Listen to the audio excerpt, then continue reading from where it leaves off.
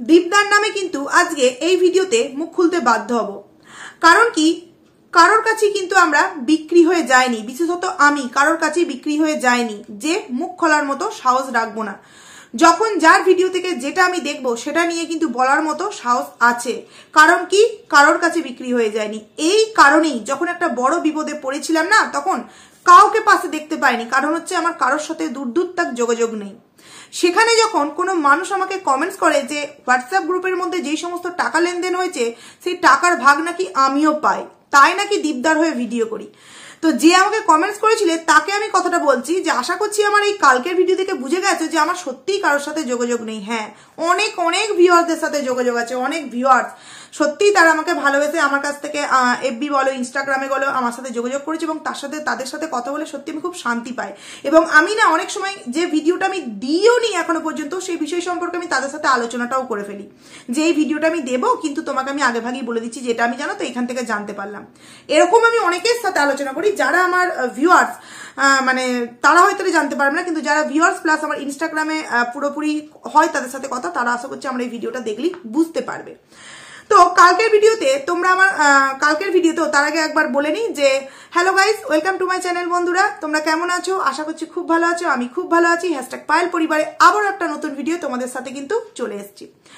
তো ট্যাগ পাইলে যে লাস্ট ভিডিও তোমাদের সামনে কালকে আমি দিয়েছি, আমার যে প্রবলেমটা আইডির সাথে হয়েছে, সেখানে ভিউয়ার্সরা আমাকে অনেক ভালোবাসা দেখিয়েছো এবং তোমরা আমাকে অনেকটা সলিউশনের জন্য নানান মানুষের কাছে যেতে বলেছো, পৌঁছাতে বলেছো। এদের সাহায্য তুমি নাও, হয়তো তুমি তোমার বিপদটাকে কাটিয়ে উঠতে পারো। তা তার জন্য সমস্ত আমার ভিউয়ার্সদেরকে অসংখ্য ধন্যবাদ।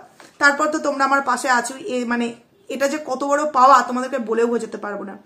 তো সেখান থেকে দাঁড়িয়ে আমাকে আমার কালকের ওই ভিডিওতে অনেকের সাথে যোগাযোগ করতে বলেছে। তো তখন আমিও ভাবলাম ঠিক আছে চেষ্টা তো করে দেখি। তো আমার কারোর সাথে যেহেতু যোগাযোগ ছিল না, আমি প্রথমে আমার এক ভিউয়ার্সকে বলি যে দিদিভাই তোমার কাছে কি আন্টির নাম্বার আছে? এখানে আন্টি বলতে আমি গীতা আন্টির কথা বলছি। গীতা আন্টির নাম্বার আছে? কারণ কি আমি দুদিন আগেই দেখেছিলাম নিপা আন্টির আইডিটাও কিন্তু আমার মতোই প্রবলেম হয়েছিল, যদিও রিজনটা পুরোপুরি অন্য, তার রিজন অন্য ছিল।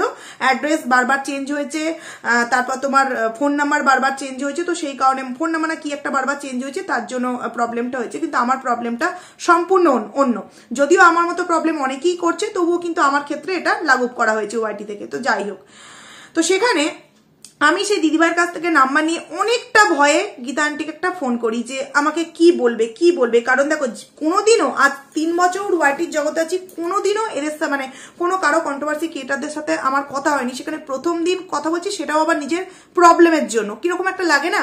তো সেখান থেকে দাঁড়িয়ে অনেকটা ভয়ে ছিলাম কি বলবে না বলবে।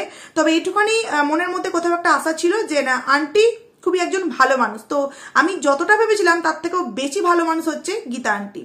তো সেখান থেকে দাঁড়িয়ে প্রথমে কিন্তু আমি গীতা আন্টি, তন্দ্রা দিদিভাই, ইন্ডিয়ান ব্লগার মুন, এদের সব কটা দিদিভাইকে কিন্তু আমি এফবিতে কমেন্ট করি, এফবির তাদের ইউটিউব থেকে লিঙ্ক নিয়ে এফবির সেখানে গিয়ে কমেন্ট করি যে আমাকে এই বিষয়ে একটু তোমরা কি হেল্প করবে।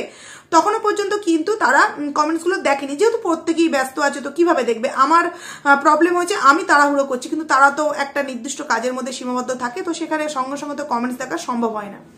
তো সেখান থেকে দাঁড়িয়ে আমি অনেকটা সাহস নিয়ে গীতা আন্টিকে ফোন করি, আমার প্রবলেমটা জানাই। এবং জানার পর গীতা আন্টি যেভাবে আমাকে নিজের সন্তানের মতো করে বুঝিয়েছে, সত্যি কাছে পেলে তাকে জড়িয়ে ধরে শুধু একটা কথাই বলতাম যে তুমি আজকে আমার 4-5 বছর মা তো চলে গেছে, তো মা ওয়াইটির জগৎ সম্পর্কে কিছুই জানে না, কিন্তু তুমি আমার ওয়াইটিতে মায়ের মতো করে এমনভাবে বুঝিয়ে দিলে। একটা কথা জাস্ট আমার খুব মনে লেগেছে, মানে ভালো লেগেছে।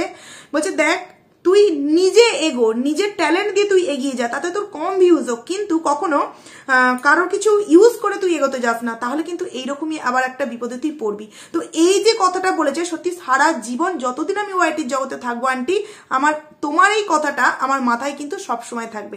সবকিছু ভুলে গেলেও এই কথাটা কিন্তু আমি ভুলবো না।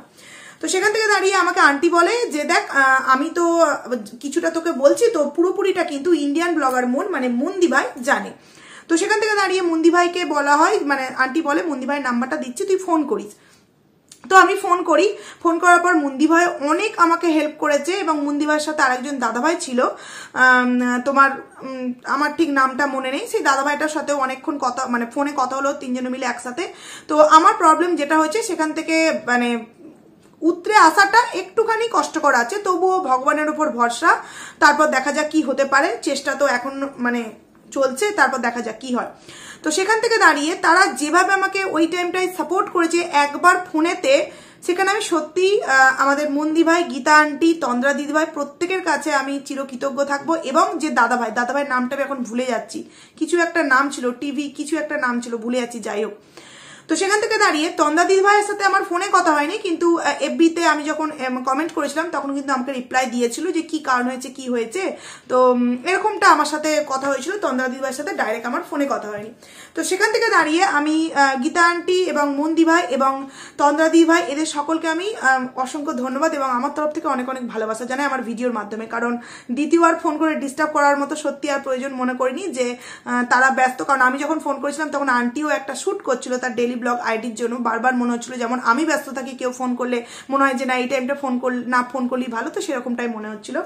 তো এইটুকুনি হলো বিষয়। তোমরা যেভাবে আমাকে গাইড করেছিলে আমার কমেন্টসের মাধ্যমে, আমি তোমাদের কথাকে চিন্তা ভাবনা করে আমি কিন্তু এগিয়েছি এবং সেখানে গিয়ে আমি যথেষ্ট ভালো রেজাল্ট পেয়েছি। মানে বুঝেছি হয়তো আমি যে প্রবলেমে পড়ছি সেইটা থেকে আমি বেরিয়ে আসতে পারিনি, কিন্তু ভালো মানুষগুলোর সাথে আমার যোগাযোগ হয়েছে এবং আমাকে বুঝিয়ে দিয়েছে, বিশেষত গীতা আন্টি এবং মন্দি ভাই তো মানে অনেকটা আমাকে হেল্প করেছে, বুঝিয়েছে দেখো এইটা হয়েছে, তোমার এই করলে কিন্তু কিছুই করার নেই, এখন তোমাকে এরকম ওয়েট করতে হবে।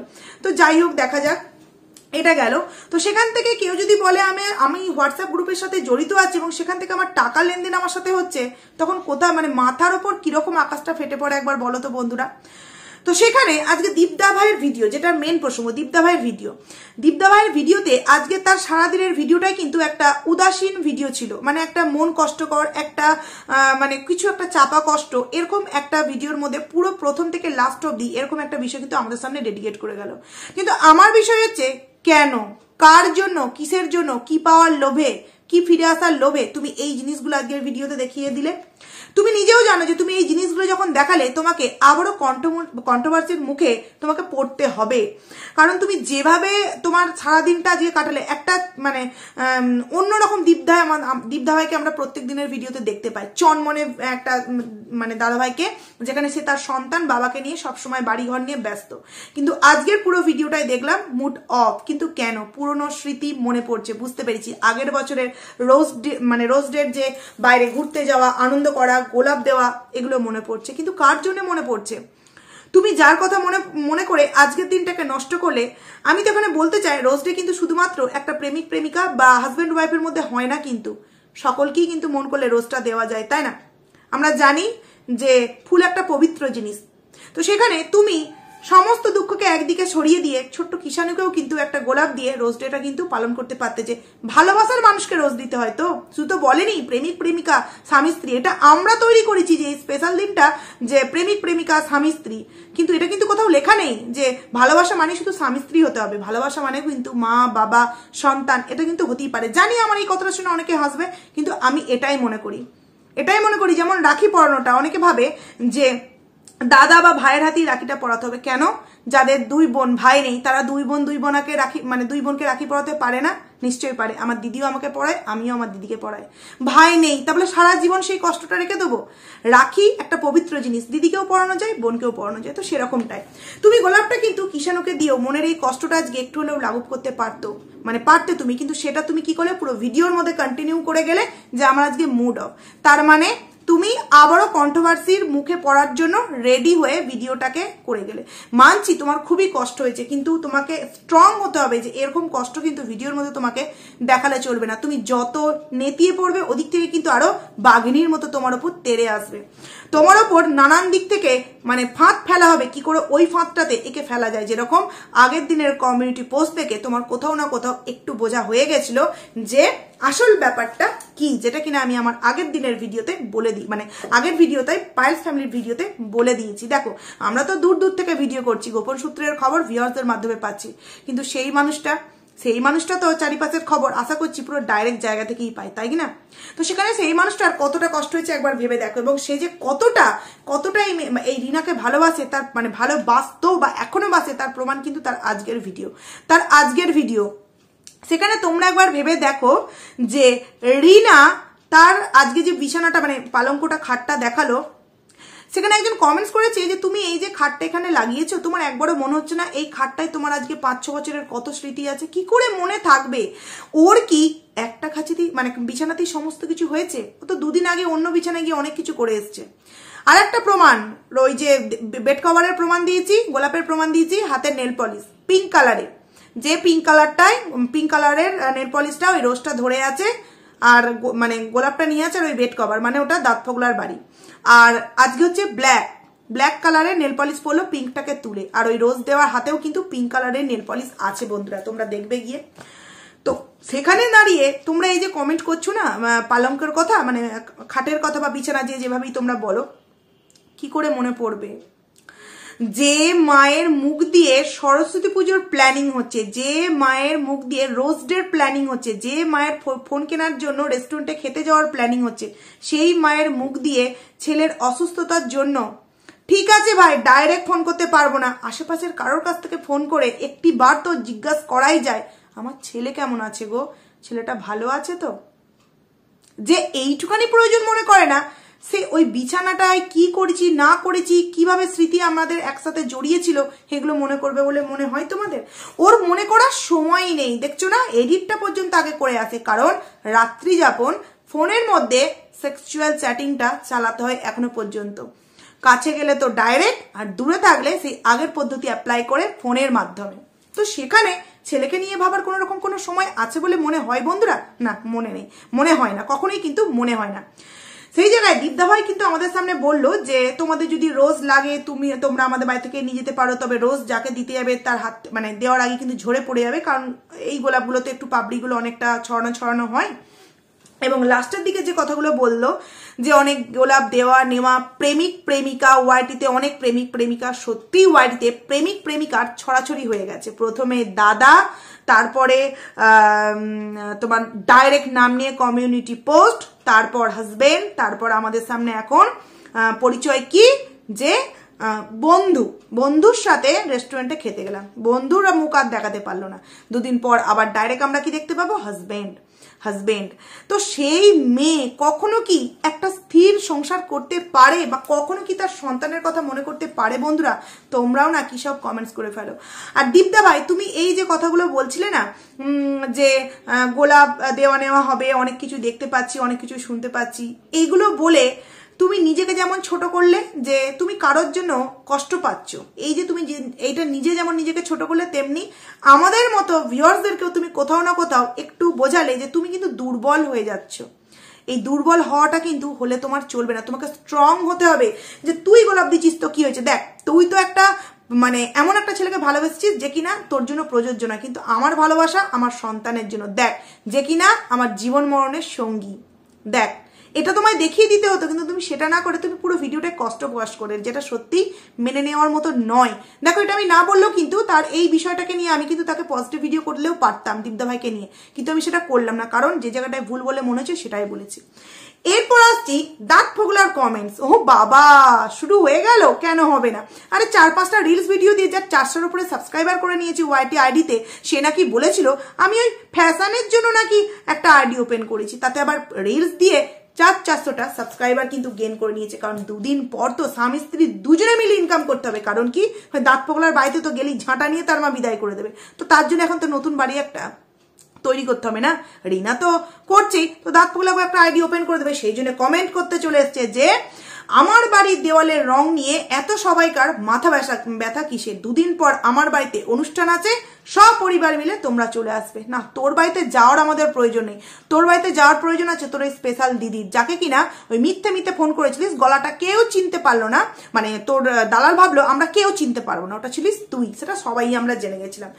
তো সেখানে এতটাই সাহস যে কমেন্ট সেকশনে এসে কমেন্ট করছে, এবং রিনা সেটাকে আবার পিন করে দিচ্ছে। ভাবো একবার বন্ধুরা, পিন করে দিচ্ছে, এবং যখন ভিউজ কমে যাচ্ছে তখন এবার লুকিয়ে চুরিয়ে প্রেম প্রীতি করে তাদের তো আর মানে রিনার তো আর ভিউজ হচ্ছে না, তো সেইখানে দাঁড়িয়ে এসে ভাবলো চল এবার ডাইরেক্ট তার নামটাই নিয়ে নিই, নামটা নিয়ে এবার আমি ভিউজটা কামাই।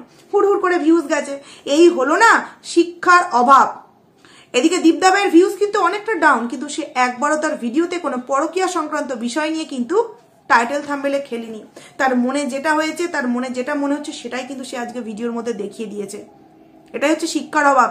মানে বেশি দেখাতে গিয়ে লোকের সামনে যে কতটা মান সম্মান আমার মানে বিকিয়ে যাচ্ছে, পরবর্তী সময় আমার রাস্তা দিয়ে যে হাঁটতে লজ্জা লাগবে সেই সমস্ত কথা ভুলিয়ে গেছে। মানে পয়সার এতটাই গুরুত্ব তারা দিয়ে ফেলেছে। এদিকে দীপদা ভাইকে তোমরা দেখো, সন্তানের প্রতি ভালোবাসা, সন্তানের প্রতি কর্তব্য, মা বাবার প্রতি কর্তব্য নিয়ে কিন্তু সে তার মতো করে দিনটাকে এগিয়ে নিয়ে যাচ্ছে। আজকে খুব খারাপ লাগছিল কিষাণুর কথা মানে দেখে, ছেলেটার জ্বর এসছে, ছেলেটার কষ্ট হচ্ছে, কোনো না কোনো জায়গায় তো মনেই হয় না মা, যেটা আমরা সবসময় প্রত্যেকে করে থাকি, কিন্তু মা তো এই ভিডিওগুলো দেখে, একবারও কি পারে না ইনস্টাগ্রামে বয়ফ্রেন্ডকে ডেডিকেট করে গান মানে শেয়ার না করে একটা বাচ্চার জন্য গান শেয়ার করি না। কবে কি হবে তবে সেই দিনের জন্য বসে আছে, আর সেই দিনটা তবেই আসবে যতদিন আর নিজেদের ডিভোর্সটা হচ্ছে। ডিভোর্সটা হলে লোকের সামনে পুরোপুরি একদম বোম ব্লাস্টিং করবে যে বিয়ে করেছি আমি আর দাঁত পগলা, এবার আমি আমার সন্তানকে আমার কাছে নিয়ে আসতে চাই, তবেই করবে। তোমরা মিলিয়ে নিও কথাটা, তার আগে কিন্তু কোনোদিনও করার সাহস পর্যন্ত পাবে না বন্ধুরা। তো যাই হোক, অনেক কটা কথা দীপদা ভাই সম্পর্কে বলে দিলাম, এবং যেটা সত্যি সেটাই কিন্তু বলেছি। এইভাবে কিন্তু নিজেকে লোকের সামনে মানে কি বলবো, হাস্যকর একটা পাত্র হিসেবে তুলে ধরো না, তাহলে তোমাকে নিয়ে কিন্তু সবাই হাসবেই। এটা তুমি দেখালে তোমাকে নিয়ে সেটা করা হবেই।